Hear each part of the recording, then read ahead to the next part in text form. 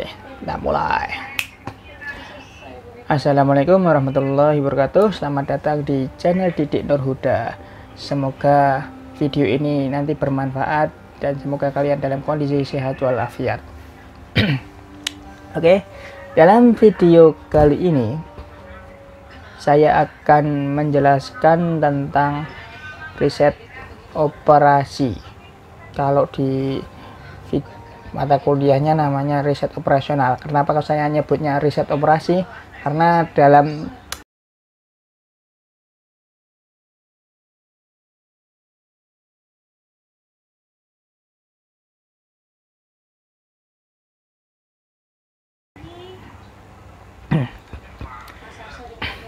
Oke, perhatikan slide berikut. Nah, apa itu riset operasional? Riset operasional, kalau kita di mata kuliah ini namanya riset operasional ya. Saya lebih banyak mungkin nyebutnya riset operasi. Oke, riset operasi adalah cabang dari ilmu matematika yang diterapkan untuk memberikan fondasi ilmiah bagi manajemen dalam mengambil sebuah keputusan secara tepat dan efektif terhadap permasalahan yang dihadapi. Jadi di sini tujuannya untuk mengambil sebuah keputusan yang tepat. Kayak kita garis bawah di sini nih. Nah, secara riset operasional berawal dari Perang Dunia Kedua ketika tim ilmuwan Inggris mengambil keputusan. Ternyata ini dimulai dari ilmuwan Inggris untuk keputusan. Keputusannya apa? Strategi perang. Ternyata riset operasi itu sudah ada sejak zaman dulu ketika perang ya. Di sini keputusan secara ilmiah berdasarkan pada keterbatasan sumber daya perang dengan tujuannya adalah di sini adalah untuk memenangkan perang. Jadi tadi keputusannya seperti apa? Nah, keputusannya di sini adalah untuk menang perang. Nah, sejak itu lahir pengetahuan ilmiah dalam upaya menentukan penggunaan sumber-sumber yang terbatas. Nah, ini juga digunakan oleh tentara Amerika atau US Army membentuk tim yang disebut dengan Team of Operation Research. Nah, ini tadi istilahnya ini Operation Research untuk menentukan ya macam-macam di sini tujuannya. Tingkat optimum logistik untuk perang, pola dasar penerbangan yang efisien, pola dasar jaringan bagi operasi alat-alat elektronik. Itu tiga tujuan di sini.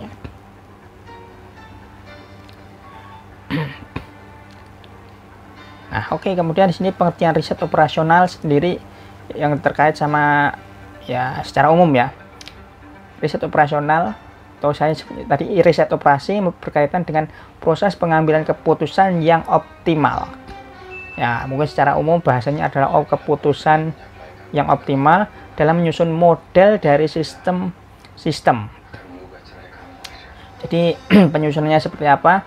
Jadi penyusunannya di sini adalah dari sebuah model ini ya, modelnya model matematis yang jelas.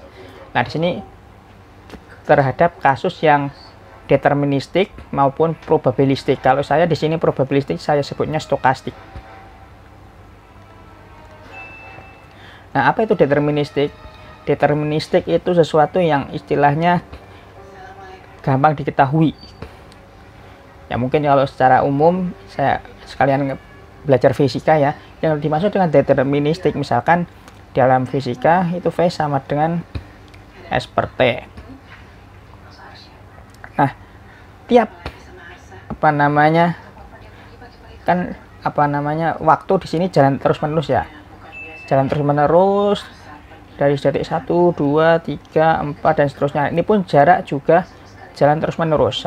Misalkan dari 1 meter, 2 meter, 3 meter, 4 meter, ini dalam satuan detik, ini dalam satuan meter. Nah, ini kita sebut deterministik. Ya, karena dari waktu ke waktu, misalkan 1 detik jaraknya 1 meter, 2 detik 2 meter, 3 detik 3 meter. Nah, ini pasti begini. Jadi kita bisa lihat kecepatannya setiap waktu itu sama terus. Nah, berbeda dengan probabilistik. Kalau probabilistik itu dari proses stokastik. Nah, maksudnya stokastik ya misalkan proses yang kita sebut biasanya untuk contoh ini adalah gerak Brown. Ini contohnya adalah gerak Brown, gerak acak, nama lainnya gerak acak. Nah, contoh gerak acak apa itu? Contoh yang biasa kita gunakan saham naik turun, fluktuasi atas bawah gitu kan, naik turun, termasuk forex. Nah, ini kedua hal ini merupakan ini sifatnya probabilistik ataupun stokastik. Kita lanjut. Nah, penggunaan OR meluas ke bidang penelitian di lembaga penelitian dan pendidikan. Ya, seperti kita saat ini di dunia pendidikan. Rumah sakit, konsultan, perencanaan kota dan sebagainya. Masih banyak lagi. Kemudian kemunculan masalah keputusan sebagai akibat dari contoh yang lain ini beberapa alternatif tindakan, sumber daya yang terbatas. Jadi tujuannya tadi kan ketika sumber dayanya terbatas, kita ingin membuat sebuah keputusan yang optimal. Nah, makanya ada keputusan itu termasuk berarti di situ ada beberapa opsi, pilihan, alternatif di sini ya. Kemudian komponen utama dalam pengambilan keputusan ya. Komponen utamanya keputusan berarti harus punya yang pertama adalah tujuan. Nah, tujuannya seperti apa? Kayak tadi kalau di perang kita ingin menang perang. Kalau di saham pengen untung maksimum, di forex pun juga sama, untung maksimum. Kemudian variabel-variabelnya apa saja? Nah, contohnya kalau tadi variabelnya waktu. Contohnya di saham forex kan itu variabelnya ada waktunya tuh.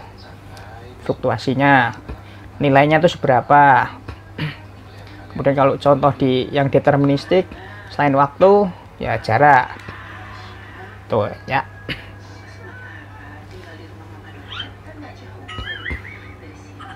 Nah, model riset operasional. Model adalah gambar ideal dari suatu situasi yang nyata. Ya jelas, kita ambilnya dari suatu yang nyata sehingga sifatnya yang kompleks dapat disederhanakan. Walaupun dalam prakteknya nanti untuk penyederhanaan tidak sederhana itu. Dan berdasarkan strukturnya, model diklasifikasikan ke dalam model ikonik. Ini suatu model yang menggambarkan fisik dari suatu sistem dalam ukuran yang ideal atau ukuran lain. Ya, baik, seperti foto, peta, globe, mobil, pesawat, kapal dan sebagainya. Kemudian model analog, yakni model dengan sejumlah properties digunakan untuk menggambarkan sejumlah properties yang lain. Misalnya ini adalah warna biru untuk menggambarkan air ya. Dan kapanpun kita akan menunjukkan air dalam suatu peta, maka air tersebut digambarkan dengan warna biru. Oke. Kemudian model simbolik atau matematis, yakni model yang menggunakan variabel permasalahan yang digambarkan dengan menggunakan simbol-simbol matematis, huruf dan sebagainya. Untuk menunjukkan hubungan antara variabel dan pembatas, maka digunakan simbol matematis. Ya, otomatis kalian harus kenal yang namanya beberapa simbol ya. Berdasarkan kegunaan, maka model diklasifikasikan ke dalam model deskriptif, yakni model yang menggunakan aspek-aspek tertentu dari suatu masalah, sehingga pengguna dapat memanfaatkan hasil analisis tersebut. Ya, model deskriptif di sini. Kemudian model prediktif, yakni model yang menggunakan data yang terkumpul dan digunakan untuk memprediksi suatu kondisi tertentu. Ya, prediktif. Kemudian itu tujuannya adalah untuk memprediksi tujuan utamanya. Misalnya dalam suatu ujian, berdasarkan prestasi seseorang dan hasil diskusi dengan teman-temannya, maka dapat diprediksi hasil ujian orang tersebut. Biasanya ini untuk prediksi cuaca itu juga termasuknya di sini juga nih. Model preskriptif, ya ini model yang menggunakan hasil model prediktif dengan hasil yang sempurna. Jadi model preskriptif merupakan cara atau metode yang dilakukan oleh manajer untuk mencapai tujuan. Nah, ini bagian atasan ya. Berdasarkan kondisi lingkungan, model diklasifikasikan model deterministik sama probabilistik. Model deterministik yakni suatu model yang mengasumsikan kondisi yang pasti terhadap nilai-nilai variabel ya tadi. Nilainya tetap, bukan nilai tetap. Jadi nilainya berubah-ubah, ada teratur, ada aturannya. dan sumber daya yang ada dan diharapkan tidak berubah selama dalam perencanaan. Nah, ini variabelnya biasanya ini sumber dayanya yang ada itu tidak berubah. Makanya biasanya model-model yang deterministik itu sifatnya linear biasanya. Kemudian model probabilistik, yakni suatu model dengan nilai variabel tidak dapat diprediksi dengan tepat. Ya tadi sudah saya bicarakan, probabilistik itu sifatnya stokastik, jadi berubah-ubah, geraknya acak, bisa misalkan di sini, jadi ada fluktuasi biasanya. Probabilistik seperti itu. Contohnya tadi sudah saya jelaskan, ada saham, harga saham, terus apalagi tadi, forex, harga emas. Nah, itu termasuknya model yang ini, probabilistik atau stokastik.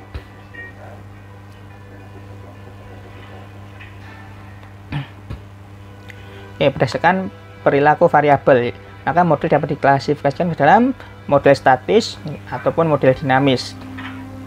Ya, statis berarti modelnya tidak ada perubahan variabel terhadap waktu. Kemudian kalau model dinamis berarti nilai berubah terhadap waktu. Mungkin seperti itu ya. Sekarang metode solusi, maka model diklasifikasikan ke dalam model analitis sama model simulasi. Model analitis apa ini? Ya, coba kalian baca sendiri ya. Model dengan struktur matematis yang lengkap dan dapat diselesaikan dengan aplikasi teknik matematis.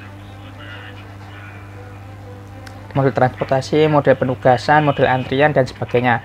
Kemudian model simulasi, model dengan struktur matematis tapi tidak dapat dipecahkan dengan menggunakan teknik matematis. Biasanya ini untuk membutuhkan komputer.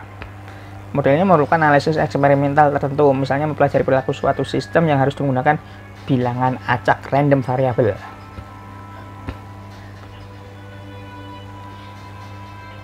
Langkah-langkah analisis yang sering kita gunakan dalam penelitian ataupun ya penelitian ya sebenarnya ya karya ilmiah. Nah, dalam proses pemecahan masalah riset operasi, langkah-langkah yang dilakukan itu adalah yang pertama, kita harus punya masalah. Kalau nggak punya masalah ya kelarlah hidup Anda. Nah, tiap hari kan kita punya masalah. Jadi kalau nggak punya masalah, tenang-tenang aja. Kemudian setelah kita punya definisi masalah, pengembangan model. Nah, ini model apa yang kita tentukan nanti. Kemudian pemecahan model, kemudian pengujian keabsahan model, implementasi hasil akhir.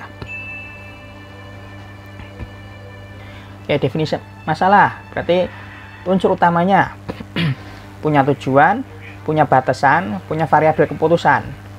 Nah, tujuan kita ya tujuannya seperti apa di sini? Ya kayak tadi, kayak perang ya, menang perang, menang tujuannya. Nah, batasan di sini ya mirip sumber daya di situ.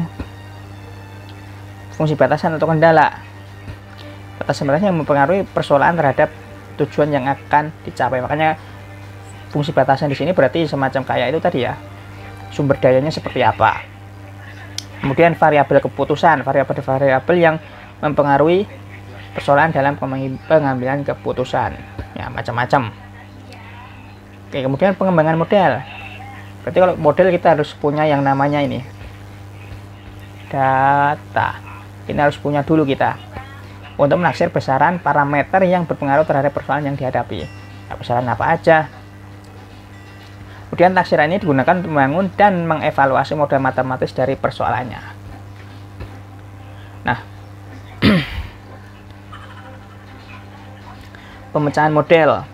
Dalam memformulasikan persoalan biasanya digunakan model analitis, yaitu model matematis yang menghasilkan persamaan. Nah, pemecahan model biasanya ini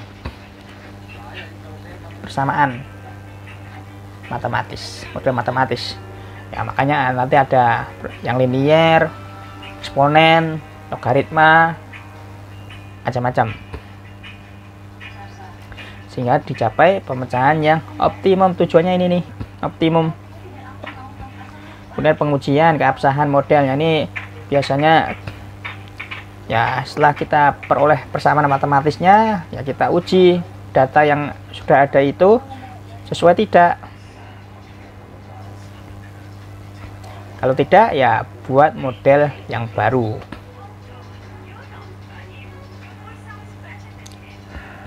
implementasi hasil akhir yaitu menerjemahkan hasil studi atau perhitungan ke dalam bahasa sehari-hari agar mudah dimengerti. Ya, ini cukup rumit ya. Dari model matematis kita terjemahkan ke bahasa sehari-hari.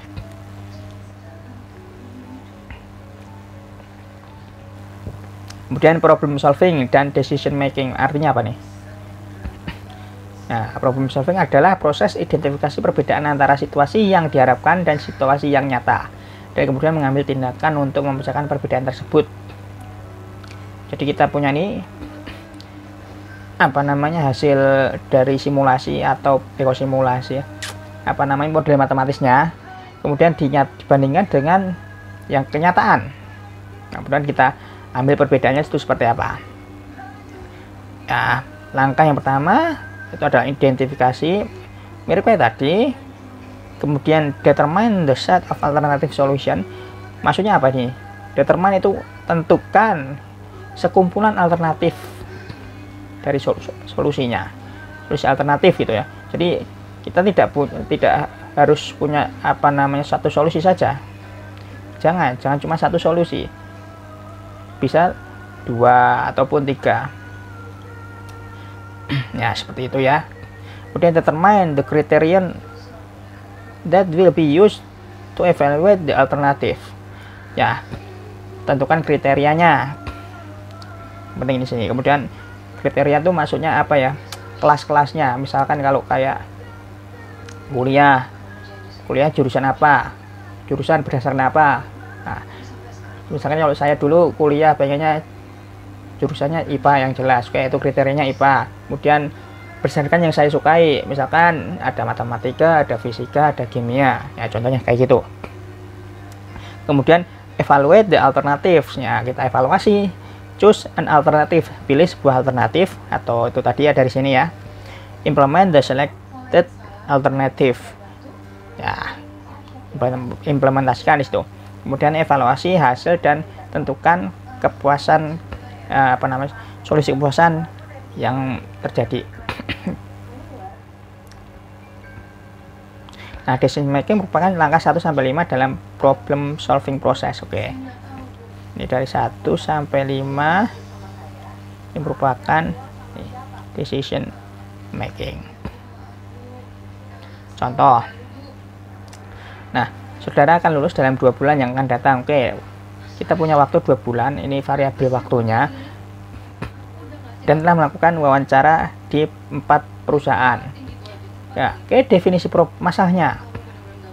Berarti dalam 2 bulan ini posisinya adalah sekarang sedang tidak bekerja dan ingin job yang memberikan kepuasan bagi saudara. Nah, tujuannya adalah nanti ingin bekerja yang hasilnya memuaskan, atau kita puas terhadap pekerjaan kita senang dengan pekerjaan kita. Kemudian yang kedua adalah tadi tentukan solusi alternatif, himpunan solusi alternatif. Nah, di sini otomatis 4 perusahaan ini adalah solusi alternatifnya. Alternatif, nah, ada 4 perusahaan di sini. Contohnya ada Krakatau Steel. Ini 1, ini 2 Goodyear, 3 Astra International, 4 Gudang Garam. Kemudian yang ketiga tadi apa? Tentukan kriteria yang ingin digunakan untuk mengevaluasi si solusinya atau kerjaannya. Kriteria yang pertama, ini boleh dari 1 ya. Yang pertama, ini 1 gaji. Yang kedua, kejelasan karir. 3 tunjangan. 4 kejelasan job. 5 nah, ini ada 4 di sini.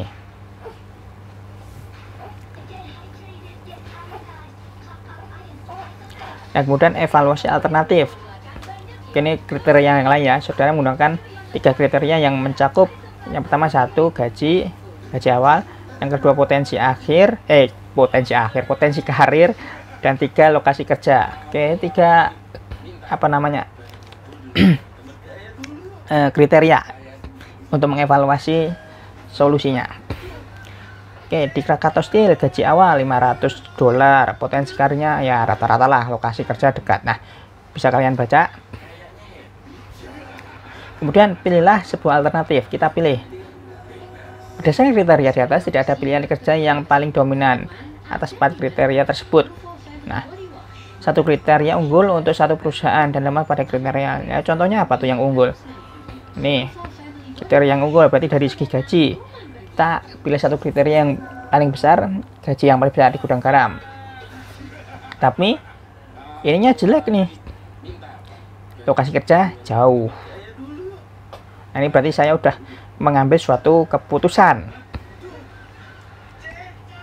Nah, nih, maka alternatif tersebut itu sebagai sebuah keputusan. Ini tadi keputusan. Nah, kemudian implementasi hasil alternatif. Kemudian yang 6, evaluasi hasil alternatif. Apakah jika puas, ya ambillah. Nah, ini suatu bagan diagram ketika tadi ada definisi masalah, identifikasi, tentukan kriteria, evaluasi ya. Pilihannya tentukan sebuah pilihan, pilih sebuah pilihan. Nah, ini kalau udah belum puas ya balik lagi. Ini decision making, di sini problem solving. Oke, sampai sini dulu video tentang riset operasi sebagai intro. Ya, semoga ketemu di video-video selanjutnya. Semoga video ini bermanfaat dan sampai jumpa lain kali. Bye bye. Assalamualaikum warahmatullahi wabarakatuh.